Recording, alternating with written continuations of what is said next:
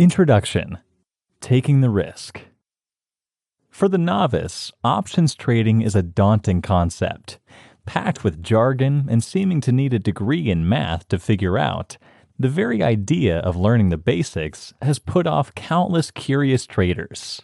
I've written this book to bridge that gap, taking you from thoroughly confused to fully aware of what options trading entails. It's aimed either at complete beginners who have no idea where to get started, or at readers who have dipped their toes in the waters and found themselves flailing. It's also aimed at readers who think that options trading is far more risky than its siblings: stocks, shares, bonds, and mutual funds. If you think these are the safer ways to go, and you've avoided options trading until now, I'm here to show you that it is just as fruitful a direction, if not more.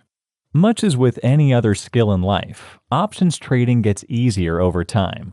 Once you've mastered the basics and are fluent in the language, you'll find that it becomes less and less difficult to decipher the possibilities in front of you and pick the best one. In fact, eventually it becomes like learning to use a tool or ride a bike. You know it so well that you barely need to think about what you're doing.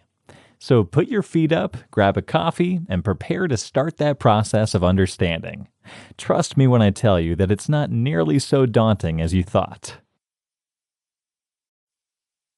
Chapter 1. What is an option? Let's start with a basic overview of what options are. An option is a contract that confers upon you the right to buy or sell an underlying stock at what's known as a specified strike price. It comes with a deadline, a date by which you must buy or sell in order to attain that price. You are not obligated to buy or sell by that date, hence it being called an option rather than a demand. However, the cost of purchasing that possibility is set at a premium.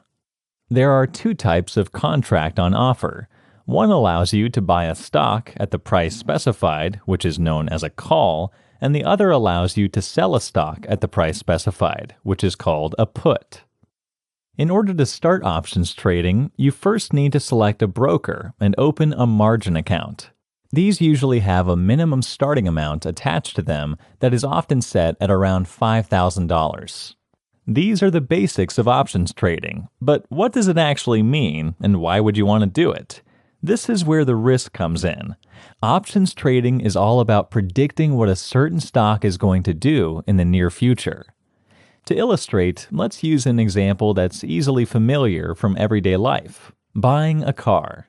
You've been saving up for a few months, but you're not quite ready to head to the dealership, except one day you drive past a local sales room and spot the hatchback of your dreams.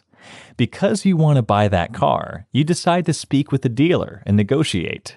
You work out a deal that will allow you to buy the vehicle from him in 2 months for the price of $10,000. Because the dealer is agreeing to keep the car for you and fix the price, you will also be paying $300 to secure that option for yourself. The 2 months start to pass, and one of two things might happen. The dealer opens the hood of the vehicle and discovers it has an engine system that's completely one of a kind and was a test by the manufacturer. That makes the car ultra valuable as a collector's item. Under normal circumstances, the dealer would instantly double its asking price. But because he made an agreement with you, he can't.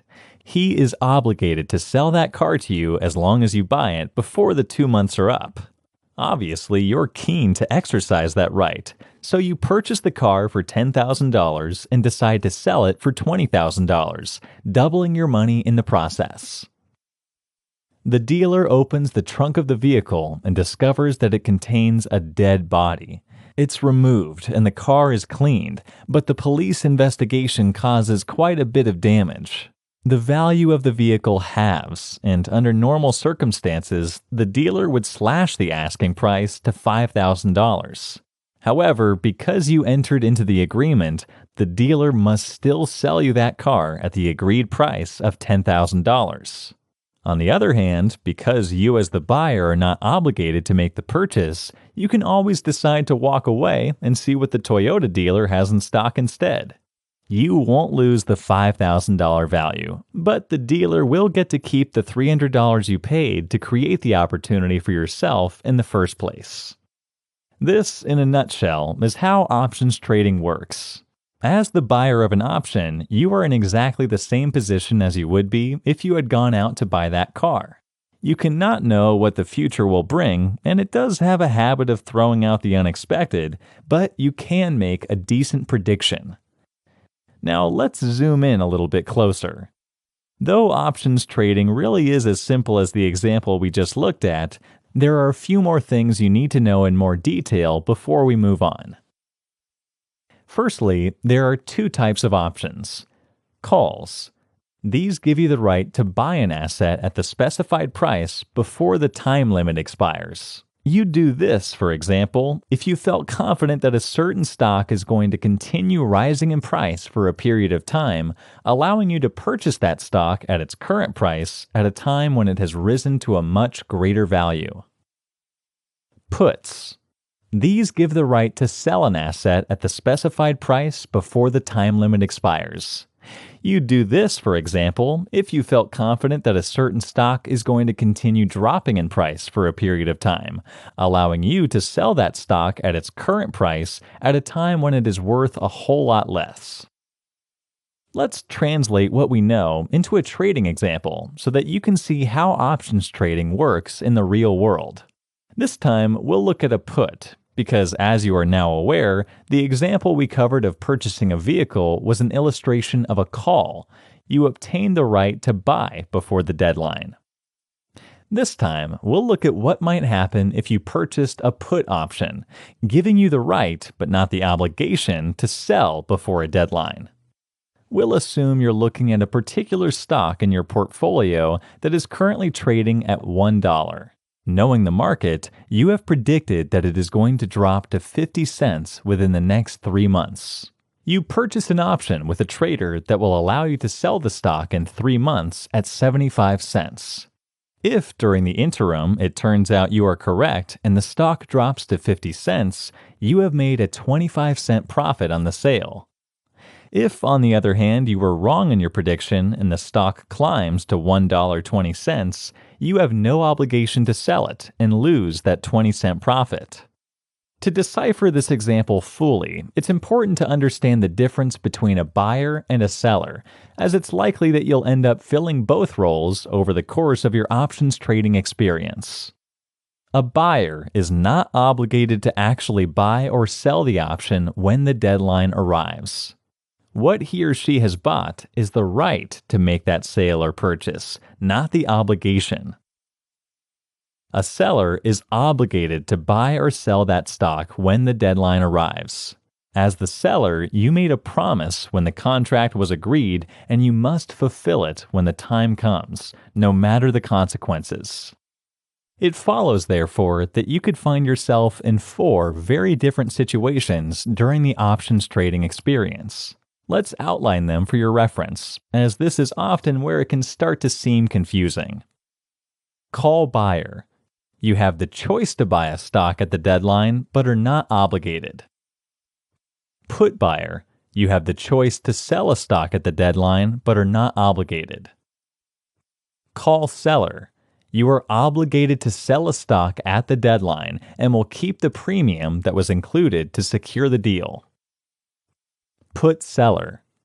You are obligated to buy a stock at the deadline and will keep the premium that was included to secure the deal. There are more intricacies to the experience of stock trading, but we'll cover those in more detail later. First, make sure you have a full understanding of these basics. They are the essence of options trading and the heart of your experience as a trader. Chapter 2. Why options rather than stocks?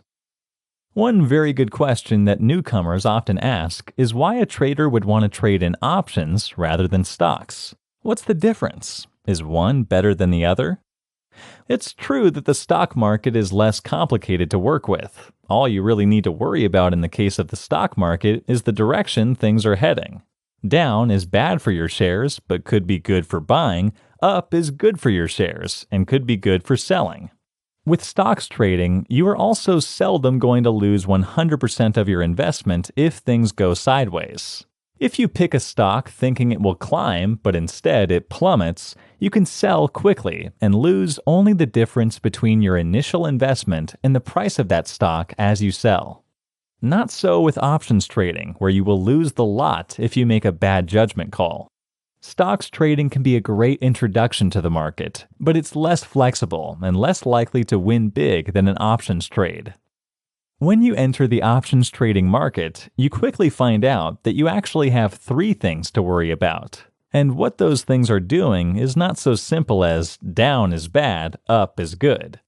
You are interested in the direction stocks are heading, but you can make big money on a downward direction as easily as an upward if you make the right call. Meanwhile, you are also concerned about your timing and the magnitude of the trade. In a nutshell, the biggest reason to choose options over stocks is that it provides you with flexibility within your own portfolio and allows you to play the market at its own game, whether bull or bear. So let's take a closer look at options trading and its benefits, shall we? Chapter 3. Why is options trading worth the risk? So what's the point of all this horse trading? If while reading the previous chapters, it seemed that options trading involves a lot of risk and an uncertain gain, you might be interested to know that that's not necessarily the case. It all depends how you go about trading your options. While yes, you can place your focus on a whole slew of risky ventures, and you would stand to either lose a fortune or gain even more, that's not the only way to options trade. Let's take a look at the advantages of options trading. When you trade in options, the uncertainty lessens. You create an option that tells you exactly how much you will either lose or gain once the deadline arrives. Unlike trading in stocks or shares, you are not at the mercy of the markets. You have confirmation from the outset of what you will either receive or spend on that particular date. Options are more versatile than stocks or shares, which means you can make money no matter the state of the market. It doesn't matter if stocks are dropping, as it would if you were simply trading in stocks. With an option strategy, you can take advantage of what's happening in the markets in either direction. You can also use options trading as a form of security to protect your investments. That might sound strange, but it's actually a very common strategy known as hedging. If, for instance, you are concerned that a stock you own a large amount of is set to drop, but you're not completely sure, you can use an options trade to protect yourself against that possibility. You would simply buy a put that would allow you to sell that stock at a greatly reduced loss on the deadline. You wouldn't be obligated to make that sale if you turned out to be wrong, but you can do so if your fears prove to be founded. You can also hedge to protect yourself against risk altogether. If it seems that the market as a whole is set to drop over the coming months, you can hedge your entire portfolio by buying certain options known as exchange-traded funds. These will actually gain value as the market drops in value. It's a very common strategy among the experts. The opposite of hedge is speculate, and it's one of the most profitable ways to invest if it's done properly. Beware, however, that it is also the strategy that carries the most risk. By speculating, you can leverage the investments you have made, and you have the chance to make a lot of money in the process, all for a relatively small cost. Finally, arguably the most important advantage of options trading is that you don't need to know the complicated and advanced strategies to prevail. Actually, it's the simple strategies that are very often the best, which means you can dive into options trading with confidence that you can learn as you go without sacrificing your potential for profit. Chapter 4. How to get started in options trading.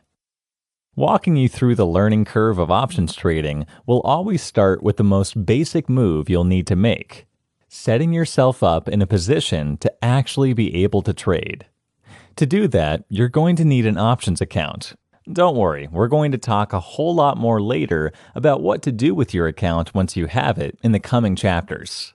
For now, it's important that you know your starting point and just how easy it is to reach it. One thing to know before you pick your firm: times have changed considerably over the last couple of decades when it comes to options trading. Back before the internet became such a constant part of our lives, your brokerage firm, or at least your personal representative at the firm, would make your options trades on your behalf, and you paid a hefty price for their services. Nowadays, however, you'll be doing most of your trades yourself. Commission for your representative is thus a whole lot lower than it used to be, which means it won't cost you an arm and both legs to rely on your rep in the early days of your experience. While you are learning, feel free to make use of your firm's services to place and confirm your trades if it helps you feel more comfortable getting to know the process. With this in mind, there are going to be certain things to look for when you select your firm. Compare commission prices to make sure you're getting a great deal. Make sure the firm has up-to-date software and is capable of setting up trades quickly and reliably to make sure you get those trades you want at the best prices. Check out the hours of service to ensure they are compatible with your needs. In these days of online firms, you could be dealing with a firm that's across the ocean from the markets you have an interest in, or you might find that a firm only makes its reps available for the length of the working day, which might not suit your own timing. Speak personally with the reps at the firm, as these are the people who are going to help you during the process of setting up your strategy.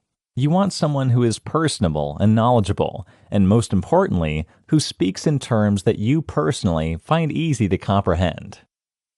Take a look at the additional services the firm supplies. Many will offer learning materials, guides, and even classes or webinars to help you hone your strategies. Even if you feel that you know all you need to know already, there's no harm in a refresher course or a little nugget of inspiration every once in a while. Once you select a firm, you'll then need to consider signing a margin agreement with that firm. This agreement allows you to borrow money from the firm in order to purchase your stocks, which is known as buying on margin. Understandably, your brokerage firm is not going to allow you to do that if you don't have the financial status to pay them back. They will therefore run a credit check on you and ask you for information about your resources and knowledge. A margin account is not a necessity for options trading. You don't actually use margin to purchase an option because it must be paid for in full. However, it can be useful as you graduate to more advanced strategies. In some cases, it will be obligatory. If you opt to sign a margin agreement, talk it through thoroughly with the firm, as there are certain restrictions on the type of money you can use that may apply to you. Next, you'll need to sign an options agreement, and this time, it's an obligatory step. This agreement is designed to figure out how much you know about options and how much experience you have of trading them. It also aims to ensure that you are absolutely aware of the risks you take by trading and make sure that you are financially able to handle those risks. By ascertaining these things, your firm can determine what level of options trading you should be aiming for. It will therefore approve your trading level, of which there are 5. Level 1. You may sell covered calls. Level 2. You may buy calls and puts, and also buy strangles, straddles, and collars. You may also sell puts that are covered by cash and buy options on exchange-traded funds and indexes. Level 3. You may utilize credit and debit spreads. Level 4. You may sell naked puts, straddles, and strangles. Level 5. You may sell naked indexes and index spreads. Don't worry if you're not sure yet what each of these things means. You will by the time you finish reading this book. For now, all you need to be aware of is that your firm will determine for you which level you should be at. As a beginner, don't be surprised if you only reach the first 2 levels. Once you've signed the agreement, you'll be handed a booklet that contains a mine of information about risks and rewards within options trading. Right now, if you were to read that booklet, it would seem to be in a foreign language. By the time you finish this crash course, it will be a lot more decipherable, and it's very important for your success that you do read it.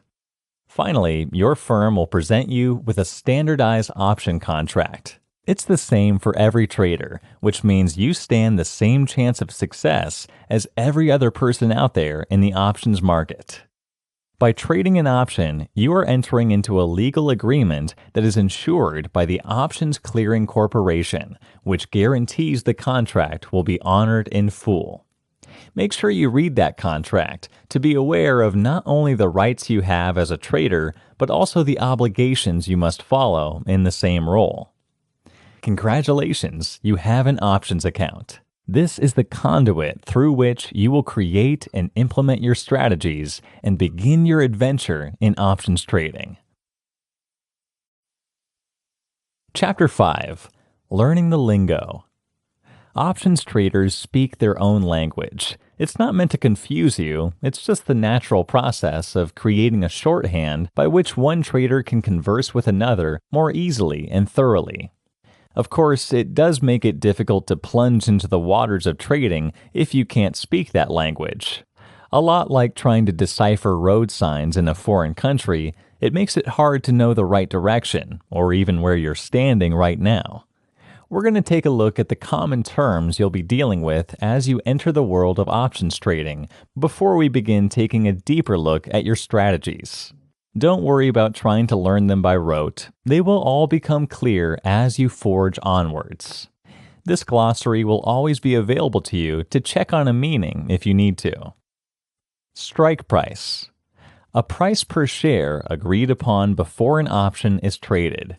At this price, stock may be bought or sold under the terms of your options contract, also known as the exercise price. Bid, ask. The latest price that a market maker has offered for an option is its ask price. In other words, it's what the seller is willing to accept for the trade. The latest amount that a buyer has offered for an option is the bid price. Premium. The premium is a per-share amount paid to the seller to procure an option. The seller will keep this premium no matter whether the buyer exercises their right to buy or sell the stock at the deadline. In the money, often shortened to ITM, this means that the stock price is above the strike price for a call or below the strike price for a put. In other words, it is now at the right price to be traded. Out of the money, often shortened to OTM, this means the price is below the strike price for a call or above it for a put. Such an option is priced according to time value. At the money, the strike price is equal to the stock price. Long. In this context, long is used to imply ownership. Once you purchase a stock or option, you are long that item in your account. If you sell an option or stock that you do not actually own, you are short that security in your account. Exercise. The owner of the option takes advantage of the right to buy or sell that they purchased by exercising it. Assigned. When the owner exercises their option, the seller is assigned and must make good on the trade. In other words, they must fulfill their obligation to buy or sell. Intrinsic value, time value. The intrinsic value of an option refers to how much it is ITM. Most options also include time value, which refers to how long is left until its expiry. This time has value because during that time, the stock can still change in price.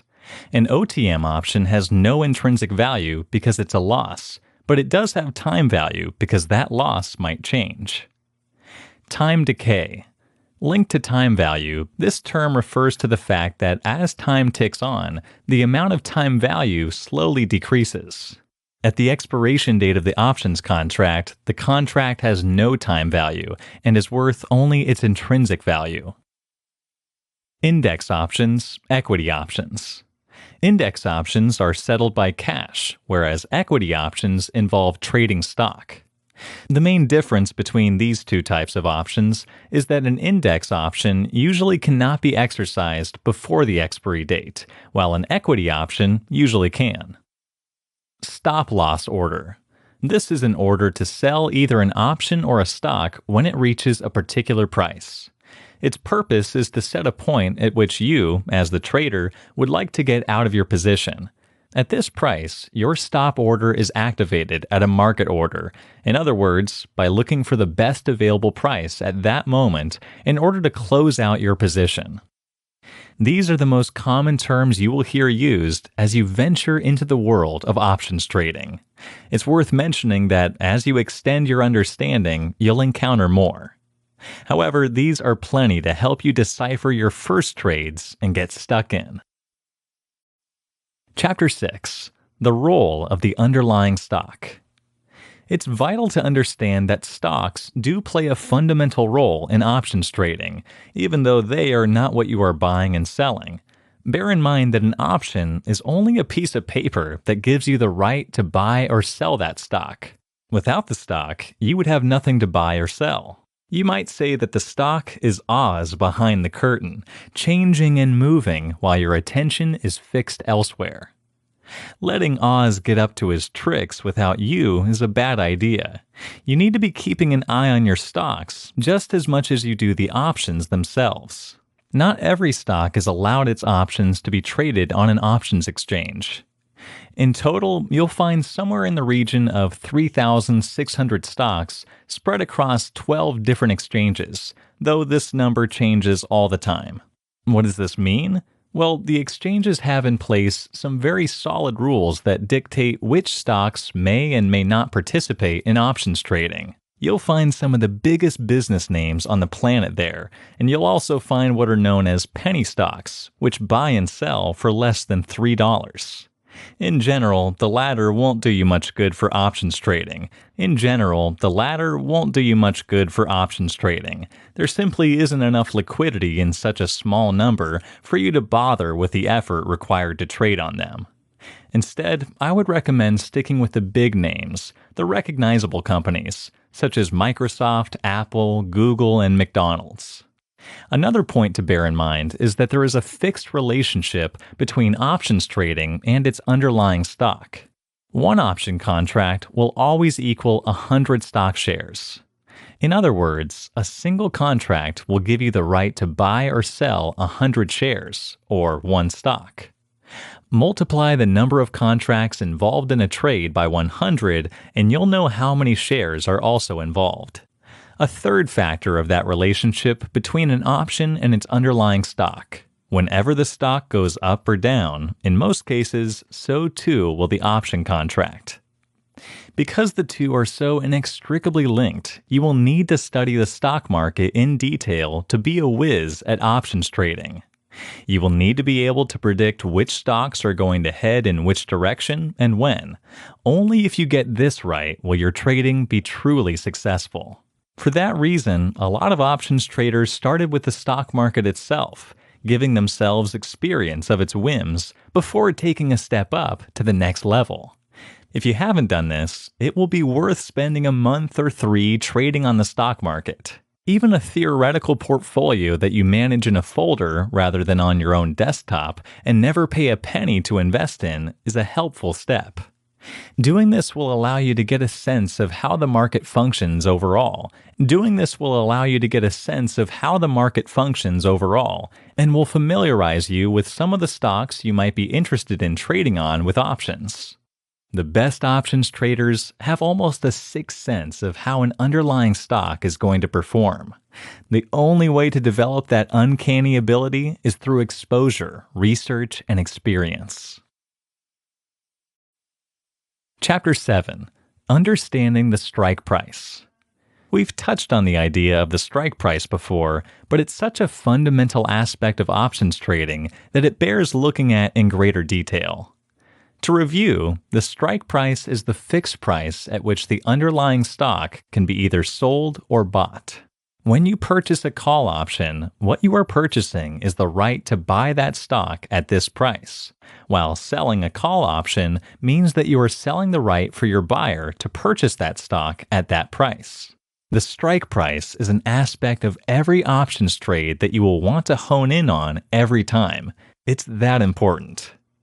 Never forget that if the underlying stock never reaches that strike price, the trade is worthless because the option will simply expire on the deadline.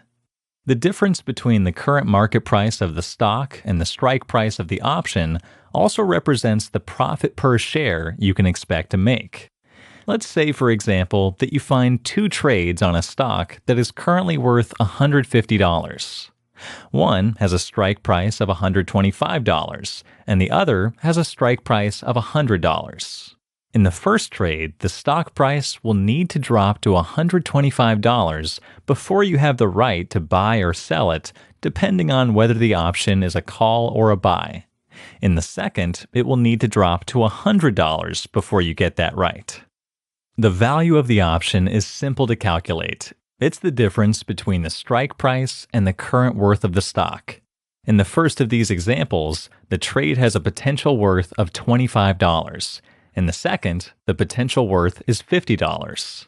At first glance, that would seem to mean that the second option is the one to go for, because its value is so much higher. However, you also need to bear in mind that you cannot dictate what the market does. This is where risk comes in. How confident are you, in this example, that the stock will plummet $50 before the expiration date of the option? If you're as certain as it's possible to be, it's a great investment. If you're not, you stand to lose the premium you paid for the option, because it will never reach the price at which you have the right to realize the trade. The trade that has a strike price of $25 is therefore a sure bet. It's always going to be more likely that a stock will rise or fall by the smaller amount than the larger one. The trade-off, as you can see, is that you won't make nearly the profit you would on the riskier option, so you have to ask yourself whether the premium you'd be paying is worthwhile. Chapter 8. Basic Trading. Selling Covered Calls. As a beginner, most people choose to dip their toes in the complicated waters of options trading through selling covered calls. It's arguably the most basic level of options trading, and while also not the most adrenaline-inducing, a great way to find your feet before moving on to more complicated strategies. Selling covered calls is also likely to be an aspect of your options portfolio in the long term. Many traders use it as a steady way of generating income, a conservative baseline for their account. A third benefit to starting with covered calls is that it includes the majority of the knowledge and strategy that you will use as an options trader, so it's a perfect training ground. Using this strategy, you are going to be selling the rights to buy underlying stocks that you own. A covered call is so called because you own those shares. Therefore, you have the sale covered. Before you can begin, therefore, you will need to own at least 100 shares, or one stock. By writing an option for those shares, you are offering buyers the right to buy them by the expiration date if the share price hits your strike price. When a buyer takes advantage of your offer, you will receive the premium. That's yours to take home. You will never have to give it back, whether the strike price is met and the buyer exercises their right or not. That right there is your reason for selling covered calls, the steady influx of cash from the premiums. It's also a good way to sell your stock. A clever trader will use this type of strategy to clear their portfolio of shares they no longer want to own. There are advantages to owning that stock in the interim, too.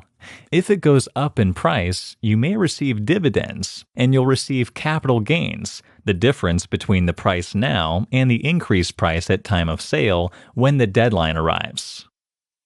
One final advantage of this strategy is that it can usually be used in a tax-deferred account or an IRA. You won't be taxed on the revenue from your trade until you take that money at the time of your retirement.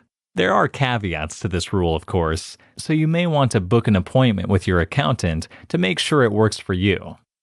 The downside? There is always the danger that your shares skyrocket before the deadline is up, and you are forced to sell them to your buyer anyway, which means that you're losing out on a potential big win. That's the gamble, and the truth is that even this risk will even out in the end, because you'll be making money on the premiums for those trades that didn't turn out to be a bad idea. When the deadline arrives, you will either have the premium in your pocket and no shares, or you will have both the premium and the shares, because the buyer didn't choose to purchase them after all. Either way, you're always walking away with something. So let's work through selling a covered call, step by step, and take a look at every aspect of the process. 1. First, choose a stock that's already in your portfolio and has been performing well recently. It also needs to be one that you are willing to no longer own if the buyer exercises their right to buy it. 2. In your account's online space, you will first bring up the underlying stock by entering its symbol. This will allow you to see its option chain. In other words, all the bids and calls currently on the table for those particular shares. Obviously, we're interested right now in the calls. You're going to be picking one of these offers to sell your shares. 3. First, take a look at the premiums on those calls. Take a look at the bid price column.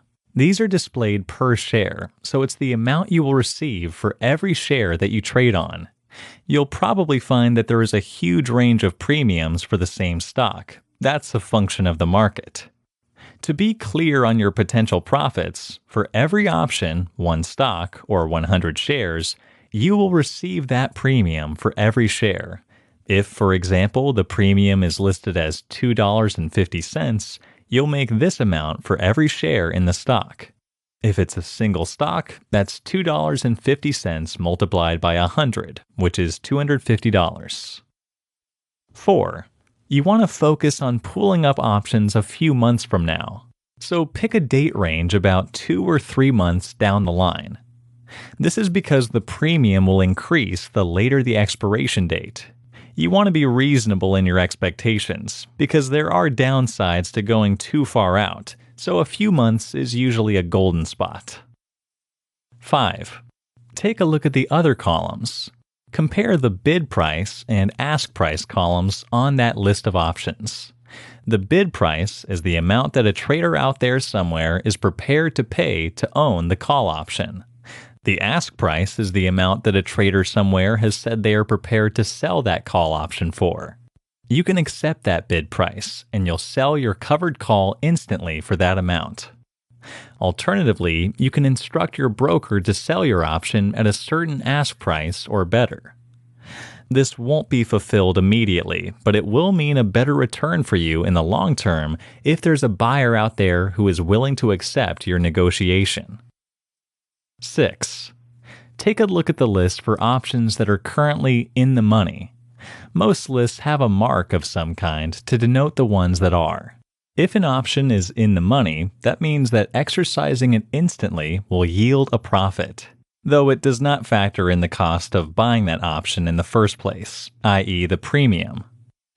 As an example to illustrate this, if there is a contract with a strike price of $50 and the stock is worth $52 right now, if the buyer exercised their right to buy this stock immediately, they'd make a profit of $2 per share. However, if the premium per share is also $2, the buyer hasn't actually gained any net profit. 7. What you are looking for is a contract with a strike price that's slightly out of the money. You want to unload your shares at a slightly higher price than they are currently worth to make it a good purchase for your buyer, and because you will make a profit on the actual sale as well as on the premium. If the shares never reach that price, you won't have to sell them, of course. If that happens, you can simply pocket the premium and list the shares again. 8.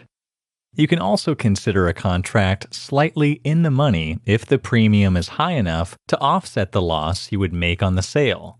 You should be calculating overall profits rather than relying on just the sale price or the premium alone. The bottom line is that you will need to calculate a strike price that you're happy to sell that stock at, whether it's a loss or a gain, and a premium that makes the sale worthwhile. 9. Once you've chosen the contract that best suits your needs, you can simply enter into it and wait for the expiration date. At that time, though sometimes before, your broker will let you know whether the buyer exercised their rights or you still own the stocks. Keep in mind that if your buyer does not exercise their rights, you have generated a certain amount of money through the premium. When you repeat the exercise, you can factor this overall profit into your thinking to help guide you towards the right contract. 10. Select the action that says Sell to Open, as this is the one that applies for selling a covered call. Now enter the number of contracts you want to sell. And remember, one contract equals 100 shares. 11. Now you must choose between a market order or a limit order. A market order allows the market makers to figure out the price to fill your order, while a limit order allows you to choose your own price. The latter is usually the better option. Once you've selected it, you can decide on your price. 12. Now, enter the information how long you want the option to appear on the marketplace. I would recommend selecting day rather than until canceled, because you want to be able to relist it with new information if it doesn't get bought.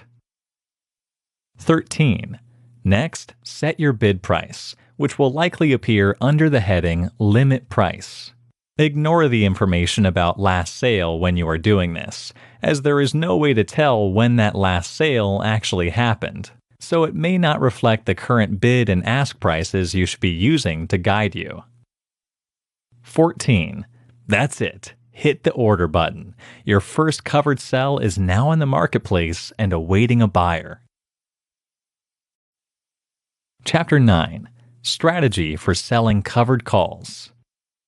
We've covered the process, but what about the strategy behind it? In the last chapter, we looked at the absolute basics of that strategy, but an experienced trader knows there's always going to be more to an option than meets the eye. There's a whole list of considerations that you will eventually want to bear in mind as you expand your knowledge and develop your own personal strategy. Every trader has a different attitude towards what works and what doesn't.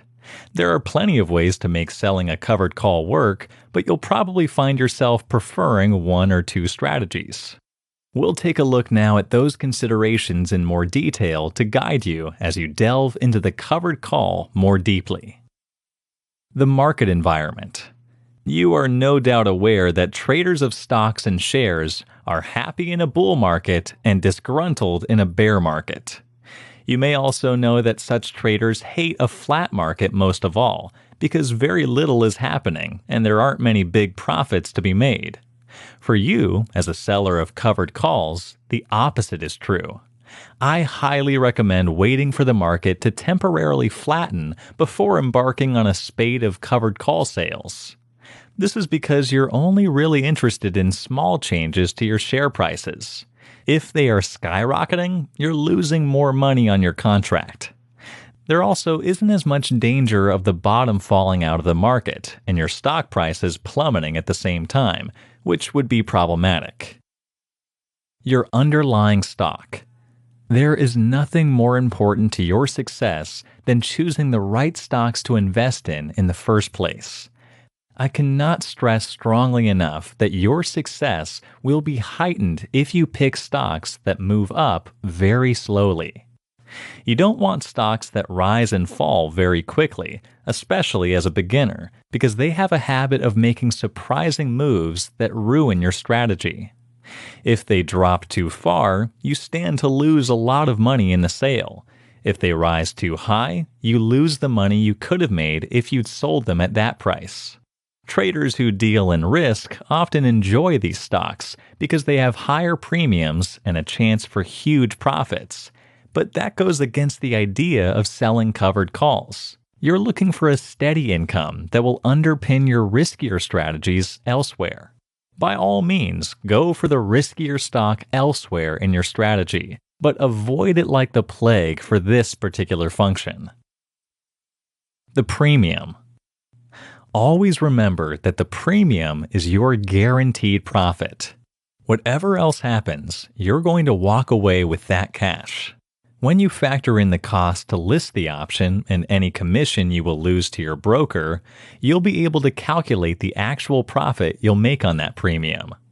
Set yourself a minimum premium, a number that you consider to be enough to provide a profit you'll be happy with, on the assumption that it's the only profit you make.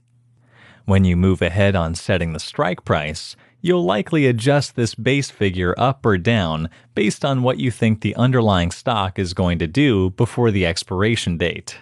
Remember that the premium is only one component of the overall profit you will make. If you then set a strike price, that means you lose the same amount of cash on selling the shares as you made through the premium. The trade wasn't worth doing in the first place. The expiration date. There's a reason that premiums on covered calls get higher the further out the expiration date. It's because, much like the weather forecasts we all deride on a daily basis, it gets harder and harder to predict what's going to happen to a share price the further out you go. Also bear in mind that your money is going to be tied up until the expiration date, so the premium will increase as a nod to that sacrifice. Most investors believe that a time span of between a month and 3 months works best. The strike price. You might think that the strike price you set should be based on what you, as the seller, are comfortable with, but actually it's the opposite. You're looking for a strike price that your buyer will feel comfortable with, because otherwise they aren't going to buy. That, in turn, is going to be dictated by the expiration date you set, as well as the premium you're asking for and how stable or volatile the underlying stock is. Your best bet is to put yourself in the shoes of your buyer. Would you purchase that contract? How much would you stand to gain? Set your strike price accordingly, and then take a look at it from your own point of view. Would this be an acceptable profit for you? If so, you've hit the nail on the head. With all these factors in mind, you are likely starting to see that there is no single correct decision when it comes to selling covered calls. It's going to take practice and concentration to figure out which ones work best for you. It's also important to note that your strategy is probably going to change as you gain experience. The more options you sell, the more you will see new and more advanced ways to take advantage of the market. For now, I urge you to be conservative in your approach and accept that selling covered options is not going to win you your fortune, but it is going to help you increase the seed money you have available to do just that. Chapter 10. Outcomes of a Covered Sell. As we're using the idea of selling covered calls as a trade example to help you learn the basics of option trading overall, let's now take a close look at what is going to happen to your option once you've listed it. The stock increases in value. If the stock moves up and hits your strike price, this means that your buyer can now exercise their right and buy the shares. The more it rises, the more likely that the buyer will do exactly that. When your goal is to sell shares, this is what you want to happen, and you will pocket the premium, as well as, of course, the difference between the shares as they were valued when you listed them and the value they are at on the expiration date. In other words, capital gains. The stock value doesn't move. If the shares don't change either up or down during the time the option is open, then they won't hit the strike price and you won't have to sell. You will pocket the premium and can factor it into your overall profits when you relist the stock. Many options traders actually count on this outcome. It's the one they are hoping for because it means they make a profit and keep the shares. Feel free to follow the same logic, but make sure your entire plan doesn't hinge on it. You don't control the market, so you could find yourself met by a nasty surprise. The stock drops in value. If this happens, the outcome is very similar to the share price not moving at all. The difference is that you are losing money on the shares themselves all the time they are dropping. They might bounce back, but if they don't, then the expiration date will arrive and you'll be holding shares that are now worth a lot less than they used to be, which constitutes a loss. If, while monitoring your option contracts, you see that a stock is starting to drop, you need to prepare to take emergency action. Do this by calculating your break-even price. Subtract the premium per share from the price of the share at the time you listed it.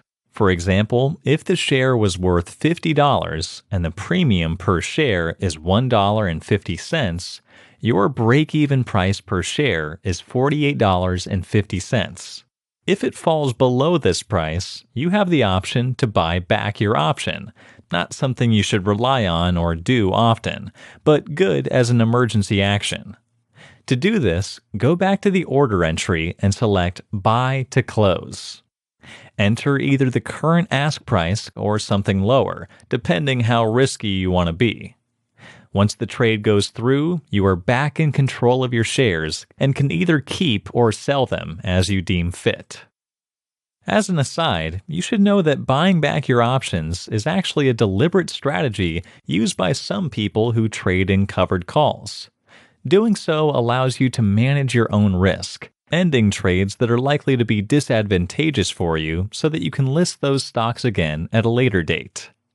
For instance, let's say that your underlying stock is rising fast and you think you're going to lose out on a lot of potential profit as it continues to skyrocket. You could roll up your options by buying back your call at the current ask price or lower and then selling them again at a higher strike price.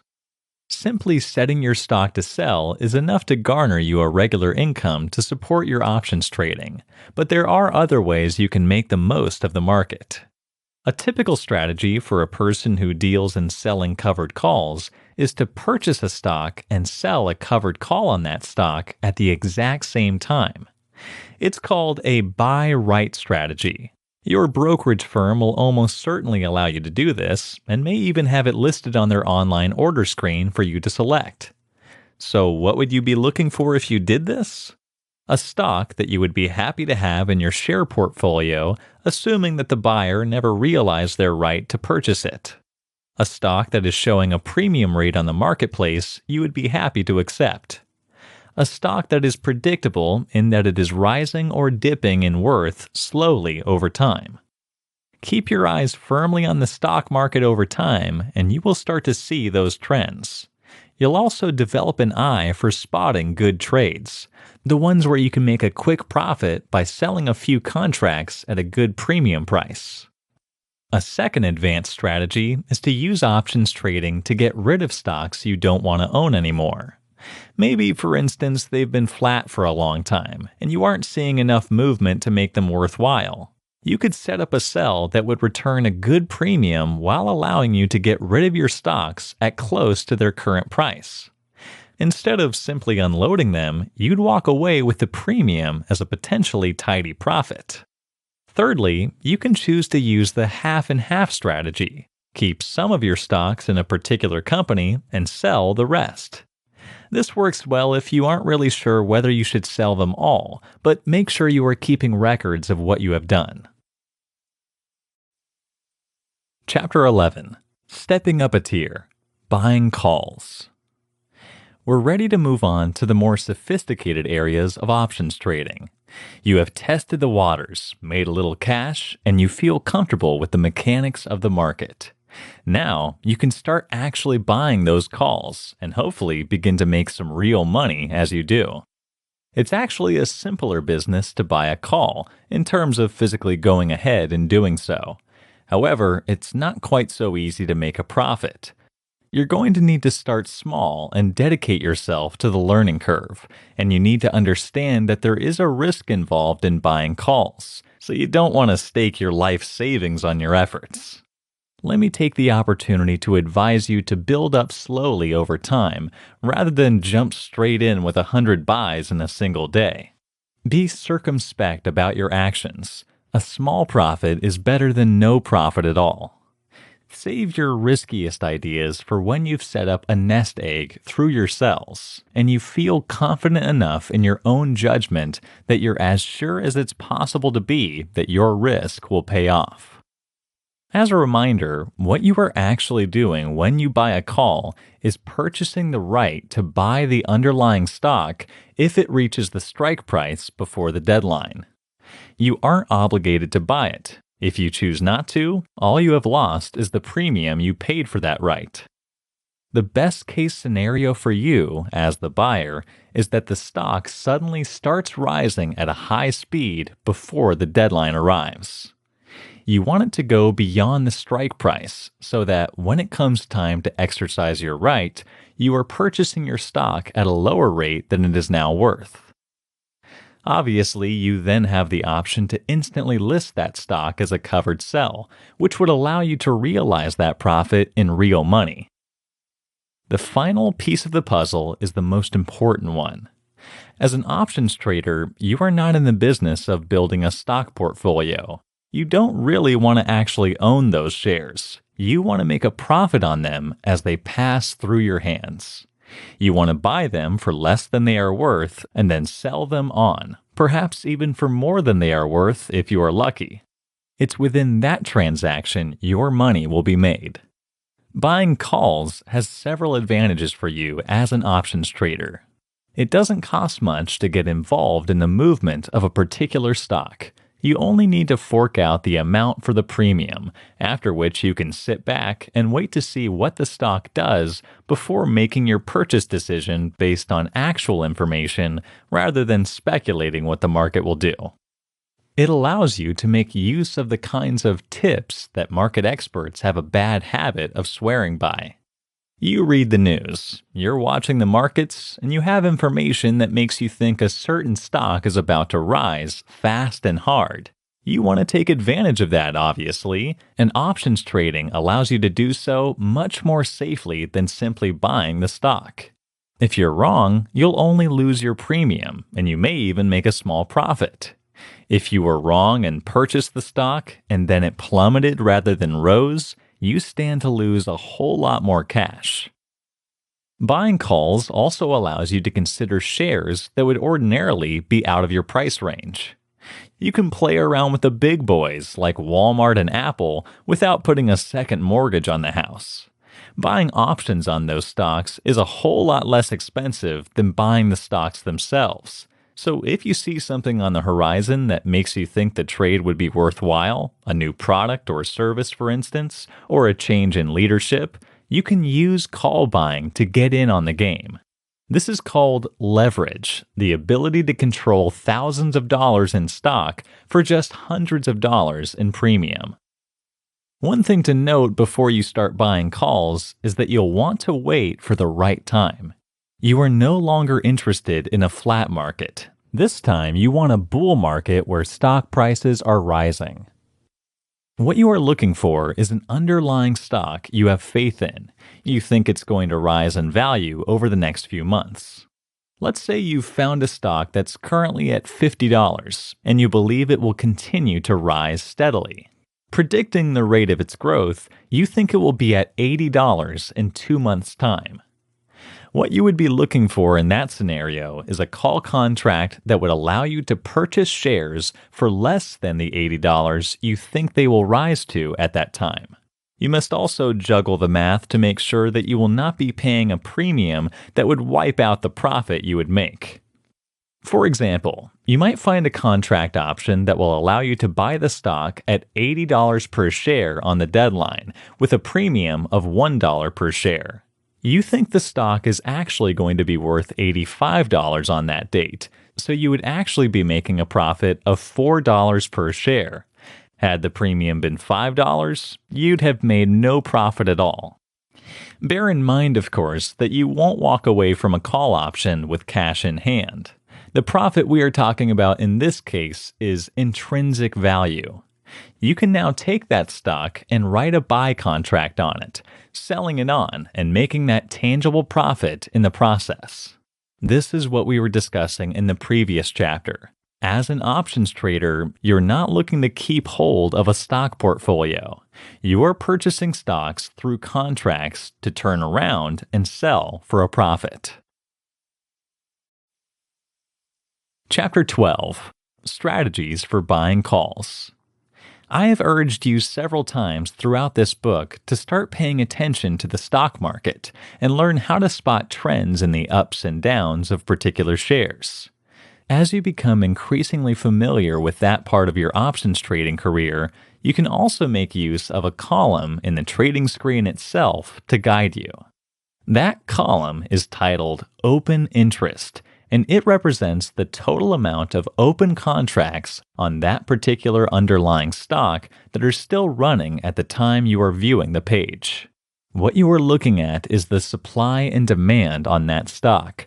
The more open interest on a particular contract, the more people believe it's a sure bet. You can also watch for sudden changes.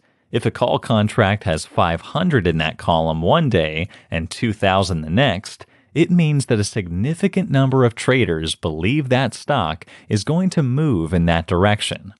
Those people aren't necessarily right, so it's up to you to use your judgment. Nevertheless, it can be a very helpful addition to your toolkit when it comes to predicting the movement of the stock market and making the right calls in your own trading. At the same time, there are a number of factors that should be guiding you as you choose the right contract. As a call seller, you are mostly interested in the premium. As a buyer, you want a bargain. These factors include in or out the money. As a call seller, you are mostly interested in the premium. As a buyer, you want a bargain. You'll find that the premium is cheaper the more out of the money a contract is. In other words, the further the stock needs to climb before you can call in your option, the cheaper the premium will be. That doesn't mean it's the best bet. If you don't believe the stock will climb that high, it doesn't matter how cheap the premium is, as you're not going to be able to purchase that stock. Calls that are slightly in the money are a good option for beginners, and more likely to bring you a modest, or sometimes larger, profit. Stock movement. There is absolutely no point buying a bargain call that has a strike price higher than you believe it will go. If it never reaches that price, you've lost the premium you paid. Sometimes it can be worth the risk if you are reasonably sure the stock has a chance of rising that high, but not very often. Time value. If you're purchasing a contract that would require the stock to rise above a price, it stands to reason that you need to give it enough time to do that. Premiums also are lower on short-term contracts, but that's because there's probably not enough time for the stock to reach its target. Be circumspect when looking for contracts with cheap premiums. The lowest price is often not the best one. It's important to give your strategy breathing room, so lean towards the calls with long enough expiration dates to allow the stock to do what you hope it will. Spread. This is the difference between the bid and ask price, and it has a direct impact on the price you will pay. A fair price usually falls somewhere between the two. The higher you pay, the more you are taking from your profit. Bear in mind that you will usually begin at a loss in your trade. If you pay $1.50 when the bid price was $1, that's a 50-cent loss on each share. As the whole idea is that the stock will rise in value, that's not necessarily a big issue, though it can be. As a general rule, if there is a wide spread, you should aim for somewhere in the middle. If it's narrow, you can probably pay the ask price without too much concern. To make a profit buying covered calls, you have to be right on all these fronts. You need to choose the right time, the right direction, and the right contract price if you're going to be successful. If you get one of these things wrong, you will likely lose that profit. Be aware that buying calls is where the risk comes in for options traders, which is why I highly recommend balancing your activity and relying on covered sells for your steady income, while keeping your buying activity relatively modest. Chapter 13. Understanding time value. At this stage, let's take a deeper look at one of the factors influencing the price of the options you are considering. Time value, as we've mentioned before, is what's left after you take the intrinsic value away from the premium. In other words, if your option is priced at $2 and the intrinsic value is $1.50, the stock price minus the strike price, then the time value will be 50 cents. The time value will slowly bleed away as you get closer to the expiration date. Time value is your friend as a buyer, but as a seller, it's quite the opposite.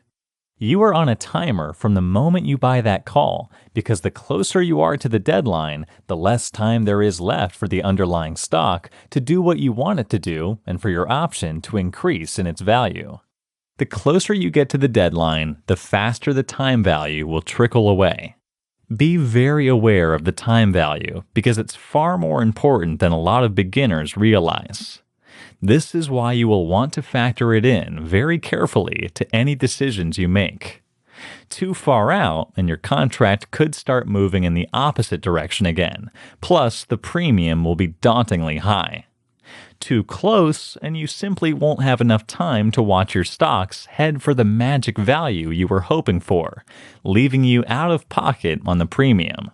Aim for 2 to 3 months, plenty of time for your strategy to see fruition without risking it heading in the opposite direction or paying a fortune in premiums. Chapter 14. Understanding Volatility. There's one final factor that affects the prices of contracts on a fundamental basis, though it's not really something we've touched on so far. The volatility of a contract is, however, an incredibly important concept to grasp for an options trader. Volatility refers to the movement of the underlying stock. Some stocks will slowly wend their way up and down in a predictable manner. Those are not very volatile. Others change on a day-to-day basis and change between up and down along the way. To sum up the effect of volatility in a single sentence, the more volatile the stock, the more that an options trader is willing to pay for it. A volatile stock has a better chance of reaching the strike price and perhaps shooting far beyond it before the expiration date. However, it's also the most dangerous of the factors that you need to bear in mind because it's arguably the most likely one to force you into a bad decision. A volatile stock, for example, can lead to a much higher premium and therefore a higher contract price. Unless that stock shoots through the roof, you could actually end up losing money even when you should be making it. One way to estimate the volatility of a stock is to take a look at what it has done in the recent past. This tells you how much it has moved up and down already, which some use as an indicator of how much it will move up and down in the future. Unfortunately, it's not always true that the past repeats itself, and you can't predict the future based on what's already happened. Instead, options traders use implied volatility to make their guesses, the value that the market believes the option is worth. You can see this reflected in the activity on the options for that stock. Buyers will be keen to get their hands on options before a certain event takes place, such as the announcement of a new product or a release about the company's earnings. Because of this, options increase in price because there is implied volatility. The market thinks the stock is going to shoot up. You'll see lower demand on a stock that's flat or moving gently because there is no volatility and therefore no hurry to get in on the action. You'll also see correspondingly low prices for the option. Volatility is obviously a good thing. As a buyer, you want the stock to be volatile because you need it to climb to the strike price and beyond. However, there is also such a thing as too much volatility. It's at that point the contracts become popular, the prices rise, and you stand to pay more for a contract than you will ultimately profit. Your brokers will likely be able to provide you with a program that will help you determine implied volatility, asking you to enter certain factors and then calculating it for you. However, it's only through experience that you'll learn how to spot a stock that's just volatile enough to justify its higher price. Again, practice is key. It's also worth noting that a lot of the risk in options trading comes from volatility, largely because it's impossible to be accurate in your estimates. What happens if an earthquake destroys that company's headquarters? Stocks are going to plummet, and you had absolutely no way to see it coming. That's why options traders are forced to accept that their fancy formulas are not going to be perfect predictors. They will help, but you should still be conservative in your trading and avoid the temptation to sink everything into a trade you believe could make your fortune thanks to its volatility. Chapter 15. Keeping an eye on your calls. Once you've purchased a call contract, your job is not over. In fact, it has only just begun. From now until the expiration date, you need to keep an eye on what your stock is doing to see whether it goes up, down, or nowhere at all. Down. If the stock unexpectedly begins to move down, it's moving further and further away from the strike price. If that trend continues, it's going to mean that you can't exercise your right to buy at the expiration date and you've lost out. You could choose to try to sell your option to regain some of that potential loss, if there's still time value enough to justify someone taking it off your hands. If you choose to keep hold of it, remember that you don't actually have to buy the stock. You are only going to lose the premium on that expiration date. No movement. The stock is hovering around the strike price and is losing time value as it does. Again, you may want to think about selling on the call option to reap back some of that premium. However, if you think there's a chance that things will change before the expiration date and the stock will start moving up, that's not always a good idea. It's a tough call to make because you could end up losing out on a tidy profit if you don't give the stock breathing room to start moving. Again, remember you'll only lose the premium if it doesn't reach the strike price or you decide not to buy. Up. Here's where options traders have a habit of getting antsy. You're watching the stock rise and it's gone far beyond the strike price. Naturally, you want to call in the contract right away and hit the sell to close option so you can sell it on and bank that profit. If the stock has indeed reached the top of its curve and is about to start dropping again, that can indeed be the right call. However, you also have the option to roll up your call, closing out your position and moving it to one with a higher strike price, or roll over to one with a later expiration. And then there's your third option, actually exercising the right to buy that you purchased in the first place. Chapter 16. Exercising your right to buy the stock. Bearing in mind that an option is all about the right to buy a stock, it might seem strange that most traders are not looking to do that. Instead, they are looking to immediately pass the stock on as a sell, making the profit by taking the premium along with the increased price on the stock from what they paid for it. That's what you should be basing your strategy around, the idea of gaining stocks to instantly sell back onto the options market, making your profit in the process. In 99 out of 100 cases, that's what you will be aiming to do. Nevertheless, there are still going to be times when you want to exercise your right in order to purchase the underlying stock itself. Usually, this is when you genuinely want to add a particular stock to your portfolio. It's up to you to decide when those times arrive. First things first, be very aware that you will automatically exercise your right at the expiration date if the option is in the money, unless you tell your broker not to take that action. That won't happen if it's out of the money, but it's still imperative that you keep a calendar of your trades so that you aren't surprised by the sudden arrival of stocks in your portfolio you'd completely forgotten about. If and when you decide to exercise your right, you should almost always do it at the expiration date and not before, because you'll lose the time value if you exercise early. When you alert your broker to this decision, it's also important to know that you cannot then change your mind.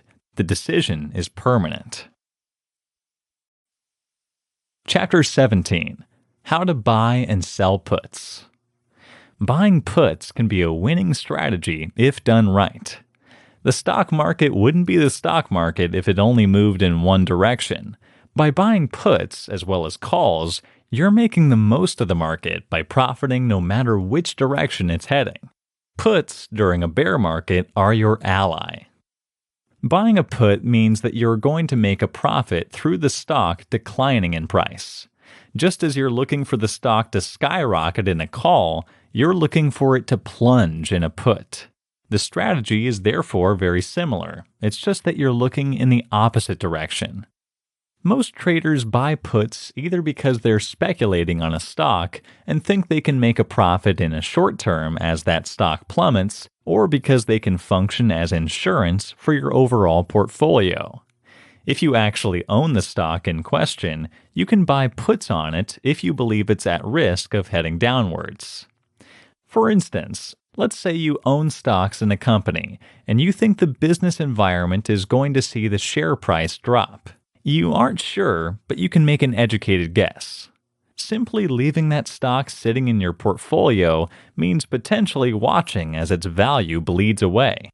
On the other hand, you could buy a put and give yourself the option to offload that stock if it does drop to a certain value.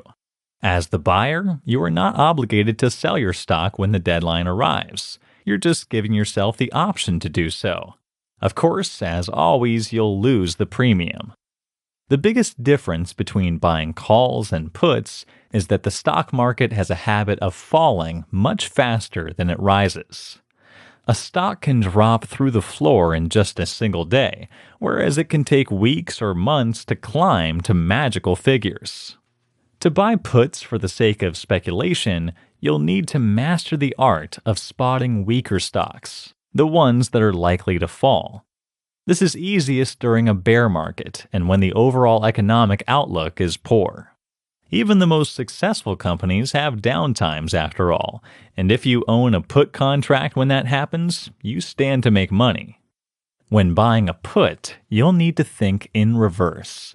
The lower the strike price, the cheaper the option will be. In other words, the opposite of buying a call. You should also factor in the speed of the market when looking at expiration dates. If you think the stock is going to drop hard and fast, you probably want a shorter deadline. If you think it will take a while for the full effects of the drop to realize, then you will want a longer one. The most successful put strategies, at least at first, will probably be slightly in the money because you can profit from a smaller change in the underlying value. Conversely, you'll make more money on a smaller premium with an out-of-the-money put, but you have less chance of actually making that money. Selling puts can be a gamble. The idea behind it is that by selling your promise to buy stocks, you are earning a steady premium, but you're choosing contracts that you believe will never hit the strike price. That way, you walk away having been paid for the contract without having to actually own the underlying stock. It's also a way to increase your stock portfolio and get paid for doing so. This can be useful if you think a stock's dropping price is temporary and you want to snap up a few of them before they start to rise again when you can sell them on. Be aware, of course, that when selling a put, you are obligating yourself to buy that stock if it does reach the strike price, so it's a bad gamble if you lack the funds to do that when the deadline comes. Chapter 18. Strategies for New Options Traders. Now you know the basics of options trading. You're no doubt raring to get stuck in with your first trades. All that remains is to introduce you to some of the strategies you now have open to you. First up, the Greeks. You're going to see these all over the place, and they can really help you understand your chances with a particular trade, so it's important to understand what they are. Delta. This stands for the change in price of the option when compared to the change in price of the underlying stock. For call options, it will be between 0 and 1. For put options, it will be between 0 and -1. The closer to 1 or -1, the more likely that the price of that option will increase or decrease dollar for dollar as the stock price changes. If it's at zero point 0.5 or negative zero point 0.5, it will increase or decrease by 50 cents for every dollar of change on the stock. The further in the money the option is, the higher its delta will be. The higher the delta, the more likely your option is going to finish in the money. Gamma. This stands for the change in the delta of the option relative to the change in the price of the underlying stock. It therefore tells you what the rate of increase of the delta is. As a buyer, a high gamma is good, assuming that your assumptions about what the underlying stock is going to do are correct. If you're wrong, it can be very bad indeed, because your mistake is going to work against you more quickly. Theta. This stands for the change in the price of an option relative to how much time is left until it expires. It is directly related to the time value and will decrease as that value does. You want a low theta risk with options more than 90 days before expiration if you are long on your position, because you don't want the time value to drop, and high theta if you are short with options less than 30 days to deadline. Vega. This stands for the change in price relative to the option's change in volatility. Premiums increase with volatility, so Vega will too. Specifically, it will tell you how every 1% point change in the implied volatility affects the premium. If the volatility drops or disappears altogether, it's possible that your option could lose value, so Vega is important to keep an eye on. Now for some of those all-important strategies you've been waiting for. Straddling a stock. If you are good at spotting market trends, this strategy is for you. Let's say that you know a company is about to have a big event or release an announcement, but you don't know exactly what that will do to its shares, just that it's bound to affect them. You could use a straddle strategy to purchase both a put and call option at the same strike price, setting the expiration shortly after the date of the event in question. Your break-even point on this is going to need to factor in both trades. You need to be doubling your profit, in other words, to justify the spend on two contracts. Therefore, you'll need to include this thought in your choice of strike price, and you'll need to watch out for volatility. You need higher implied volatility for this to work.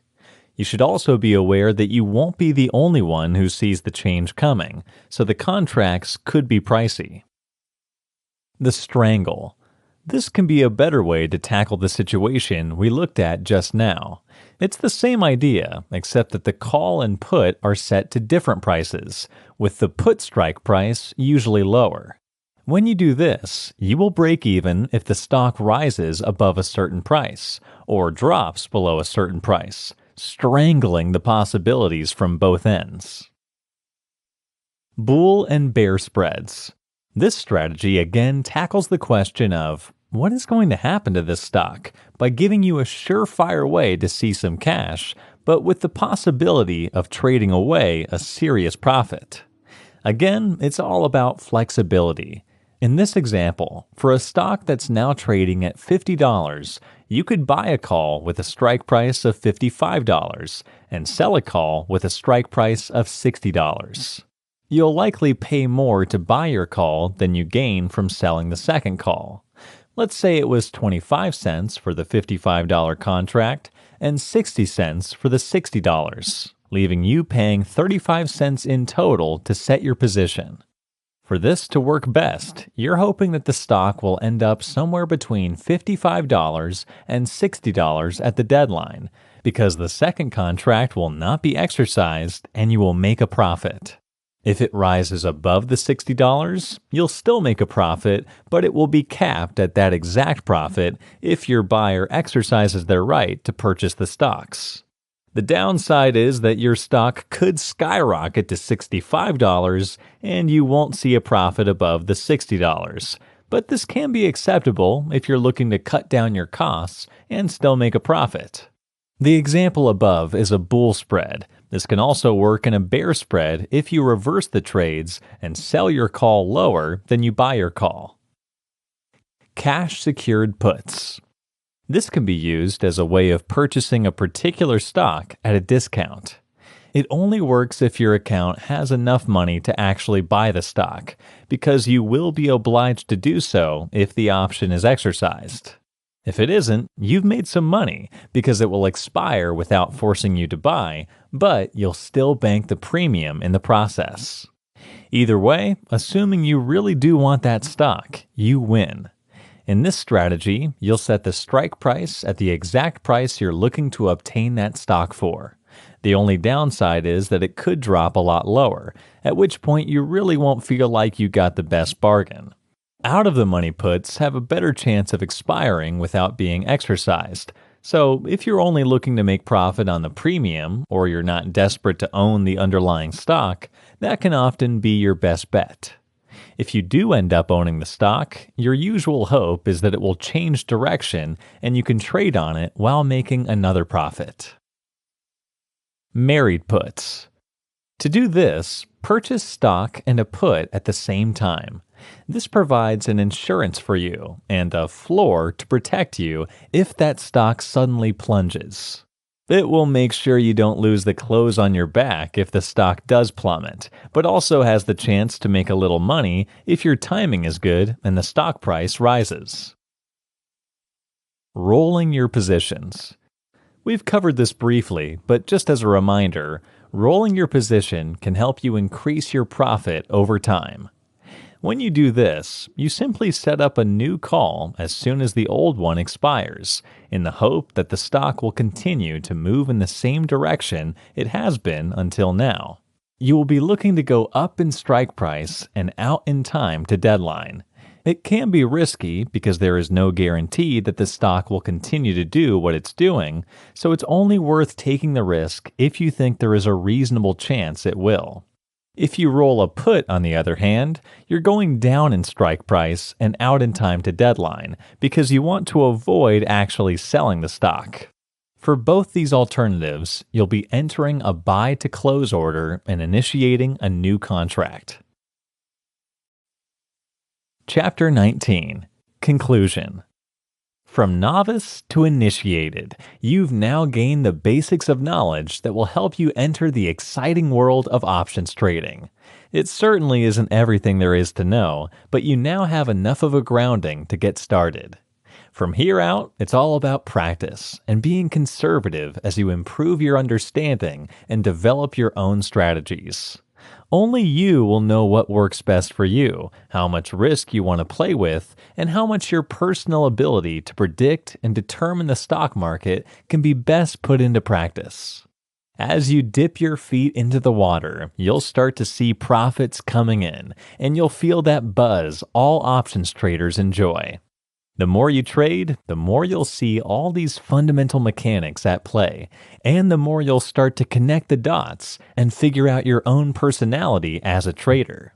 You're in for a treat. Options trading is rewarding and exciting when done right.